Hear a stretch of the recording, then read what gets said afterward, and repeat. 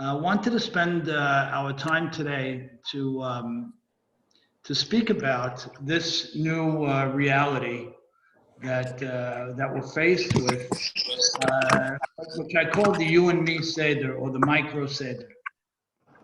I want to dedicate today's class to the refuah shlema of those who are not feeling well.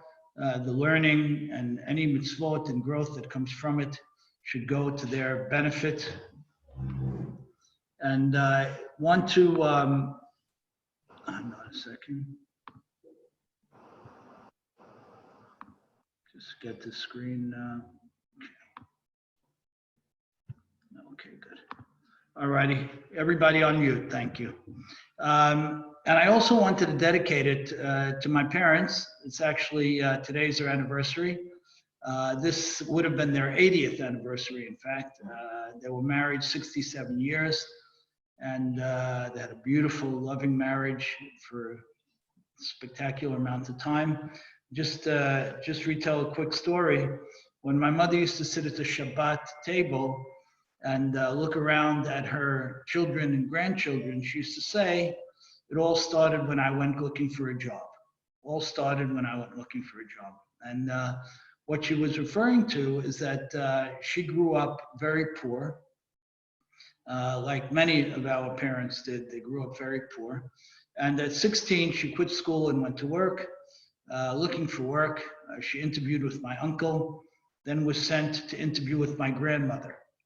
At that point, she should have picked up on something, and she was ultimately hired by my father, worked for him for 3 months, and then he married her. So it all started for them when she went looking for a job. So it's to their great memory, and again, I wish happiness for all of us always. There, in terms of today's class, I want to build it from a few key points. The first is we're going to take the point of Birkat HaMazon, blow it up into the Seder in general, and then pull all the pieces together in terms of some concrete and I think helpful suggestions on how to make these micro Seders, these you and me Seders work over the next couple of nights. The Birkat HaMazon is very interesting. Our rabbis say a fascinating thing. The Birkat HaMazon is b'deodaita. It's biblically mandated, whereas most berachot are rabbinic, as we know. But our rabbis go further and say that when someone says Birkat HaMazon b'chavana, when someone says the Birkat HaMazon with an appropriate level of focus, meaning the person is saying the words carefully and understands what he or she is saying, then that expression of gratitude brings with it more beracha. It's very interesting. So the system that HaKadosh Baruch Hu set up is as follows. He says, I'm giving you certain beautiful things in life. In case of Birkat HaMazon, what are we recounting? We're recounting the fact that we have health and sustenance and the land of Israel, and that God provides for us overwhelmingly to our needs. So our rabbis say, to the extent that someone expresses gratitude for his blessings, he then draws down more blessings. Because who better to give it to than a person who appreciates it? So let's start with the headline, making this Seder beautiful. Making this micro Seder, as challenging as it may be, a real happy celebration. Subtitle, let's look to the Birkat HaMazon, something that's essential and pivotal and central to our lifestyle, and appreciate the formula. Gratitude yields blessing. The more I say thank you, the more I get. Appreciation yields good. So it's important, just with this in mind, that when we're saying the Birkat HaMazon, we should be saying it clearly, slowly, men and women, same. And if we need the English, use the English until we get back to the Hebrew. Good. Now, let's go to our Seder and the Seder night in general. The Seder night, as we know, starts out pre-Seder with the Hallel im Beracha, the full Hallel that we men would typically say in shul, with a Beracha, beginning and end, extraordinary to say Hallel at night, only time we ever do it. But what's even more extraordinary is women are obligated to do it too. So we start the night of the Seder with an expression of appreciation. We're starting the night of the Seder, men and women, fully vested in saying, God, I see what's going on in my life, and I fully appreciate it, and I want to sing your praises, complete, more so than I do during most holidays, more so than I do on Rosh Chodesh. I want to ground myself tonight, especially in appreciating where I am and saying thank you. So that's where our night starts. Men and women alike, tomorrow night, as part of our beat, should say the Hallel with Beracha. Then we continue, when we open up the Seder, with the Beracha of Shehechianu. Shehechianu here again. Beautiful. What is Shehechianu saying? Thank you, HaKadosh Baruch Hu, for giving me the ability to be alive right now in this moment. What do you mean? Isn't it expected? Isn't it a given? I think we appreciate more than ever that nothing is a given. And we are thankful. We turn to HaKadosh Baruch Hu and we say, thank you, HaKadosh Baruch Hu, for giving me life and for allowing me to be right here, right now. That's a kickoff piece of the Seder. From there, we go into the different expressions of the pain and suffering that we went through. And then we move, we're going to talk about that more in a minute. And then we move quickly into the Geulah, the 4 expressions of redemption. From there, we go into this notion of telling the story, saying the story over. So let's see. Birkat HaMazon, gratitude. Shehechianu, gratitude. The story of the Exodus, gratitude. We're going to talk about how exactly that's true. But in this case, in terms of the obligation to immerse in the story, there's a fascinating chiyuv. There's a fascinating obligation. And the language of the mitzvah is very interesting. First, it says, based on the pasuk in Sefer Shemot, in B'Shalach, first it says, V'yigadata lebincha, tell the story over to your son. This story about what's being experienced, tell it to your son when the time comes.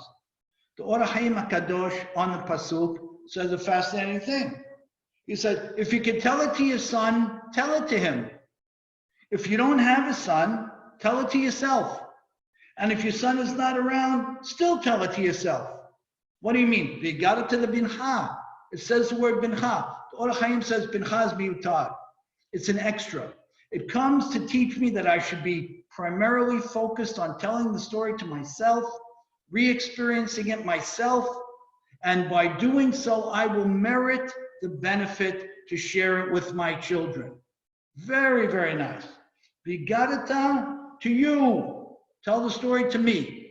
The bincha, someday, most days, you'll tell the story to your child as well, or children. And then our rabbis go further in the language of the Haggadah, and they say, Hayav Adam laharot et atzmo ki'ilu hu yatsa mimitzrayim.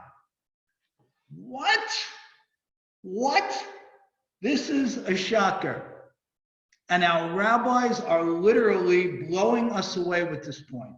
What do they say? A person is not obligated on Leil HaSeder to celebrate our forefathers who left Egypt. That we're doing. That's simple. That's the other guy I'm happy for. Our rabbis are saying that on the night of the Seder, I have to put myself into the picture. I have to imagine that I was there during the Makot, that I cried out to God, that I saw the splitting of the sea. What do you mean? No. Chayav adam la'arot et atzmo. The language is very, very specific and very emphatic. It's one thing, our rabbis say, to look at someone who's enjoying something and experiencing something and feel happy for him. And that's the way we typically do things. I'm happy for you. I'm commemorating this holiday. I'm remembering what was. I'm celebrating what was. For those people back then, now, was my neshama there? Sure it was. But come on, was I there? I wasn't there. But that's not what our rabbis are saying. Our rabbis are putting up a fabulous challenge.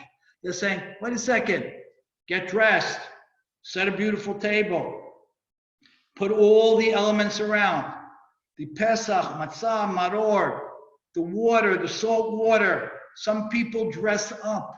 Some people put things on the table to create as much of a total experience as possible, because it's not about me celebrating the other guy. It's me celebrating me. My cries were heard. My prayers were heard. I'm the one celebrating. Very, very different perspective. Now, how do we do it? As I mentioned, by making the Seder night as experiential as possible, for sure. We dress well. We lean like monarchs. We feature the pain in front of us that we say we experienced. We were there. We felt it. And then we raise our glasses to celebrate the Geulah, all the different dynamics of the Geulah that we each felt and feel. It ain't about them. It's about us. Very, very challenging, but very exciting. Rabbi Soloveitchik says a fascinating thing on this. He says during the night of the Seder, it's obligatory, and it's what we do, is to read through the text of the Haggadah. We read through the text of the Haggadah, and in that sense, we become reconnected to this and make it ours again. But the rabbi suggests a fascinating thing. He said, what's the core, present, day-to-day tool that we use to stay connected, to be one with HaKadosh Baruch Hu, to be in it, is halakha. So the rabbi says, what they did in his house and what he taught his students is they would spend a lot of time talking through the elements, the components of the story that's detailed in the Haggadah, and use those paragraphs as jump-off points, as we've all done throughout our lives. And then he says they would extend the night of the Seder further by connecting to what it is now, to halakha. They would discuss halachot, Jewish law at the table. Fabulous. If I want to be in it, if I want to feel it as if it's absolutely me, then let me talk about the halachot that I'm doing, that I'm learning, that I want to do. So, here we are. It's a night of celebration. It's a night of absolute connection. How do we do it? Hallel, Shehecheyanu. The story of the Haggadah that we're living. Do anything you have to do to feel more in it directly, personally. Add halakha, if that'll help. And then we do one other beautiful thing. We sing songs. And because we have Sarah Towell here, I'm just going to briefly mention that a number of years ago when she lost her father, she asked that we do a class especially for him. He was a person, remember? Yes, yes. He was a person who loved Pizmonim, loved music. And I'll never forget that morning in Bnei Yitzchak when we sat and we talked about what music is in Judaism, and how HaKadosh Baruch Hu created this totally unique thing called music. Music is not a spiritual thing. Can't put it in my pocket. I can't weigh it. It's not a spiritual thing because I can hear it. It's here and now in my present physical world. Music is that absolutely exclusive piece that transcends that's time. both. That's both. So what's another thing we do the night of the Seder? Is we sing. We sing beautiful songs. By doing so, we reach back to what was, and we reach to an eternal reality, the forever reality that we can't typically hold, but we can taste and touch through music.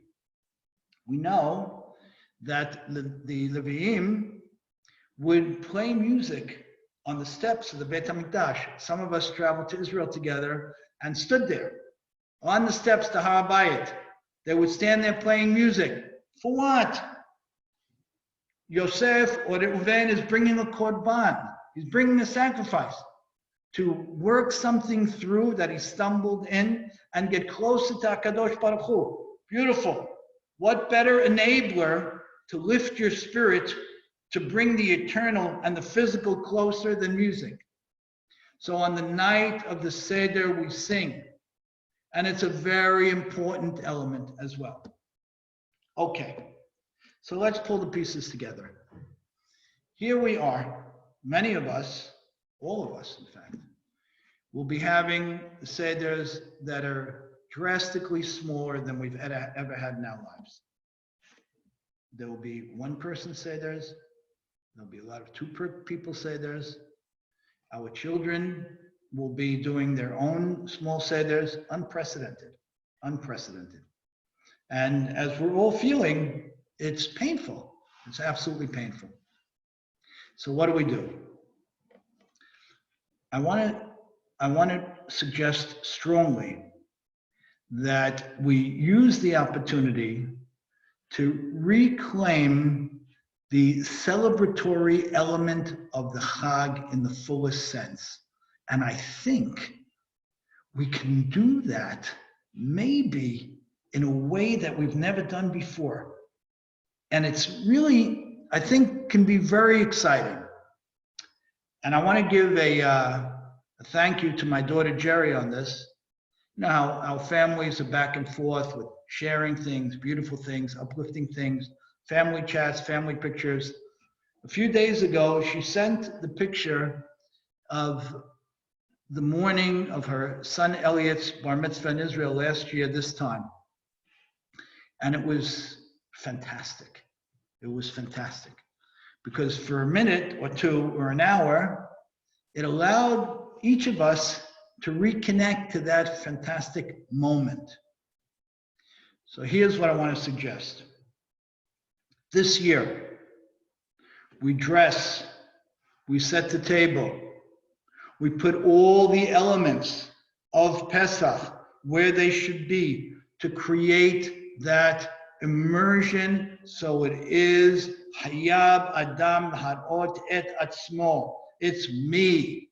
I'm in it to whatever extent I can. But then we add something.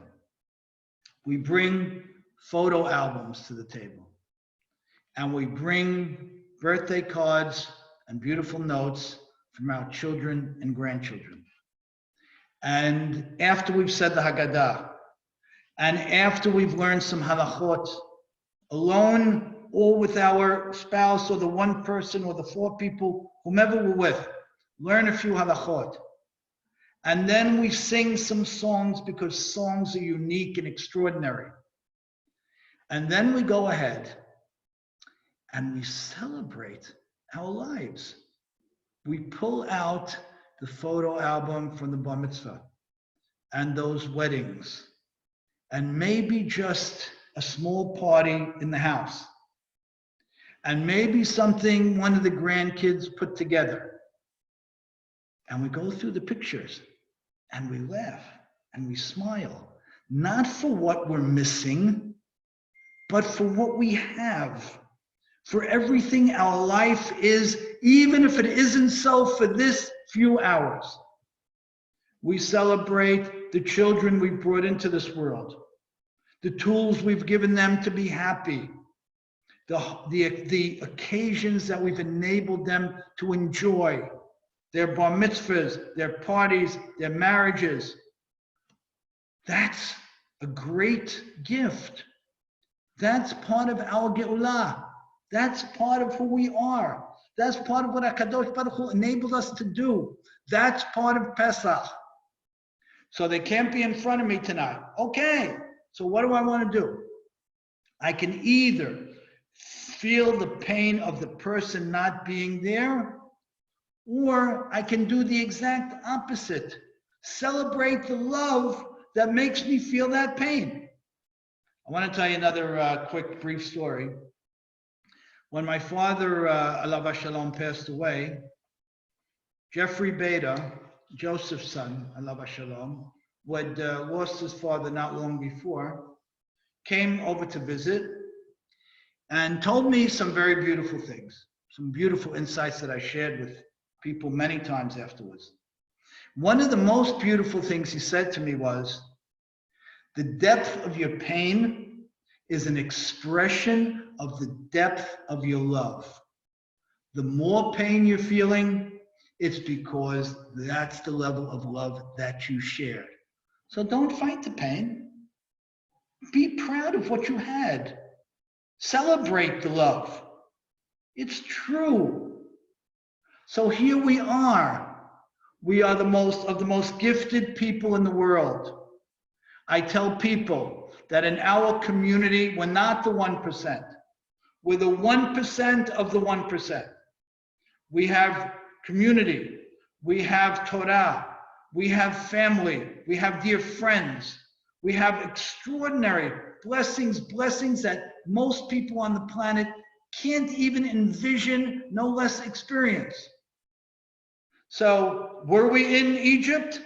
Can I say I was there right now, sitting here? Tough to say. Can I work hard to reconnect to that? Yes. But what can I say? I remember that bris. I remember my arms around my granddaughter at that bat mitzvah. That's me. That's what HaKadosh Baruch Hu gave me. So what do I want to do? I want to celebrate it. It will be back. So let's not take away from the most celebratory night of the year. Let's be true to it because it's true. It's here. Let me read again that beautiful note that my granddaughter wrote to me, that beautiful story that someone wrote. Let me look through a community magazine and see the pictures of an event that was launched at our home or by our daughter or by an extended family member. That will make the night and transform it to a night of celebration like never before. It's not about pain. It's only about what is.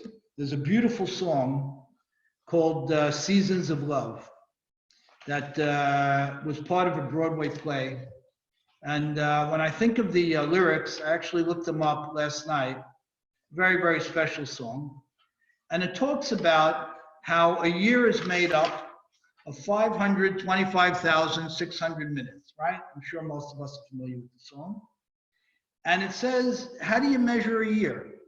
Do you measure it in daylights, in sunset, in midnight, in cups of coffee, in inches, in miles, in laughter? How do you measure a year in a life? You know how we measure it? By the beautiful milestones in our lives. 525,600 minutes. That's right. The overwhelming majority of that time was beautiful, with our arms around the ones we love. But more for us, we have decades of that. So as we reach back, laharot et atzmenu, Ki'ilu anu nig'alu, as if we ourselves were redeemed, were freed, were liberated, were given this fantastic opportunity to step away from slavery and to connect intensely and directly with the omnipotent, greatest power of all.